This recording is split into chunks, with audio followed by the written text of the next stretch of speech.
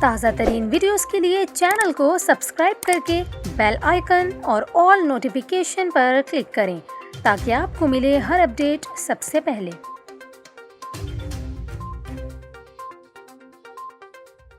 اور یہاں پر آپ کو اہم خبر دیں، محکمہ موسمیات کا یہ کہنا ہے کہ مشرقی بھارت میں موجود ہوا کا کم دباؤ کمزور پڑ گیا ہے، جس کے بعد کراچی سمیت سندھ کے مختلف شہروں میں آئندہ 24 گھنٹوں کے دوران بارش کا امکان ہے۔ محکمہ موسمیات کے مطابق گجرات اور راجستھان میں ہوا کے کم دباؤ کا پھیلاؤ جنوب مشرقی سندھ کی جانب بڑھ رہا ہے۔ نواب شاہ، تھرپارکر، ٹھٹھہ اور بدین میں آئندہ 24 گھنٹوں کے دوران کہیں کہیں گرج چمک کے ساتھ بارش کا امکان ہے۔ محکمہ موسمیات کا یہ بھی کہنا ہے کہ کراچی میں بھی رات میں بوندا باندی یا ہلکی بارش ہو سکتی ہے۔ اس کے علاوہ آپ کو بتائیں، کراچی میں مسلسل تیسرے روز شدید گرمی کی لہر جاری ہے۔